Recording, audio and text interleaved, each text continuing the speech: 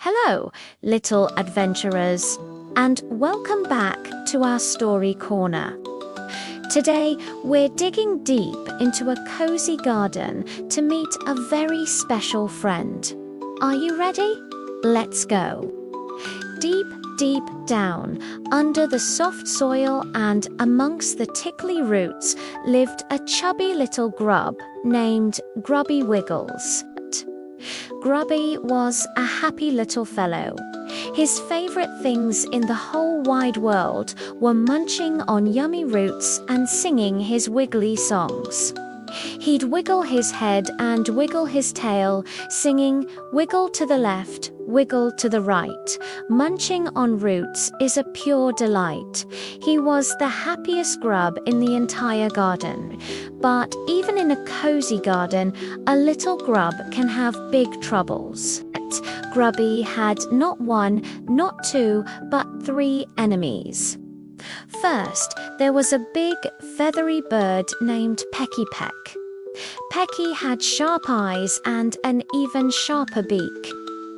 Every morning, he'd hop around on the grass above, poking the ground with his beak and yelling, "Snack time, where are you, little snack?" Grubby would hear the asterisk, thump, thump, asterisk, and shiver in his little burrow. Then there was the ant troop, a whole army of them. They were led by the very strict Captain Crumchaser. Captain Crumchaser made his ants march all day long, chanting in their tiny ant voices, "Left, right, left, right, find the bite, day and night." They were always searching for food, and a juicy grub like Grubby looked like a feast to them. Whenever Grubby saw their marching shadows, he'd wiggle away as fast as he could. And finally, there was the sneakiest enemy of all, a mole named Sniffy Snout. Sniffy had a long nose that was always twitching and sniffing. He dug tunnels all through the garden, his muffled voice echoing through the dirt. Where are my juicy dinners?" But Sniffy Snout's powerful claws could tear through the soil in seconds, and Grubby knew he had to be extra careful to avoid those dark, spooky tunnels. Poor Grubby. It was tough being so small and so tasty. One sunny afternoon, something terrible happened. Grubby was happily munching on a particularly delicious dandelion root when he heard it. Asterisk, thump, thump, asterisk. It was Pecky Peck right above him. Snack time. The bird chirped loudly. Grubby started to wiggle away, but then he heard another sound. Asterisk, march, march, march. Asterisk, left, right, find the bite. It was Captain Crumchaser and his ant troop marching straight towards him. Grubby's little heart went pitter-patter. He wiggled left, but then he heard a low rumble. Asterisk, sniff, sniff, dig. Asterisk, I smell a juicy dinner. It was Sniffy Snout digging a tunnel that was about to pop up right under him. All 3 of his enemies were there, all at once. "Oh, Wiggles," cried Grubby. He was trapped. Pecky was above, the ants were to the side, and Sniffy was below. What could a little grub do?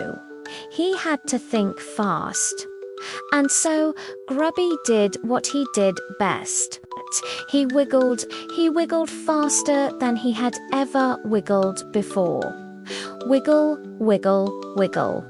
He spun like a top, burrowing through the soil in a wild, loopy-doopy dance. His super-fast wiggling kicked up so much dirt that he created a little dust cloud underground. Just as he was wiggling with all his might, he tumbled right into a hidden underground mud puddle left over from the morning rain. Splat! The mud went everywhere. Pecky Peck, who had just poked his beak deep into the ground, got a faceful of sticky, gooey mud. "Squawk!" he cried, trying to pull his beak out. He was stuck. Captain Crumbchaser and his ants marched right into the muddy mess. Their perfectly straight line turned into a slippery, slidey disaster. Halt! About face, slip, slide. The captain shouted as his ants skidded and spun in circles, completely confused. And what about Sniffy Snout? The mud shot right up his long nose. Achoo! Sniffy sneezed, the biggest mole sneeze ever. It was so powerful it blew him backwards down his own tunnel. He shook his head, whimpered, "Too spicy for me," and ran away. Grubby Wiggles peeked out from the edge of the puddle. He saw the stuck bird, the dizzy ants, and the sneezing mole disappearing into the distance. He couldn't help it. A little giggle escaped, then another. Soon Grubby was laughing so hard his whole chubby body jiggled. He had done it. He had outsmarted them all. From that day on, Grubby Wiggles still munched on roots and sang his wiggly songs, but he wasn't so scared anymore. He learned that being small doesn't mean you're weak. Sometimes all you need is a clever idea and a really, really good wiggle to get out of big trouble. The moral of our story is to always be clever, be yourself, and remember that even the littlest ones can outsmart the biggest challenges with a bit of quick thinking. Thank you for joining us for Grubby's Big Adventure. If you enjoyed our story, don't forget to hit that like button and subscribe for more fun tales. We'll see you next time. Bye-bye.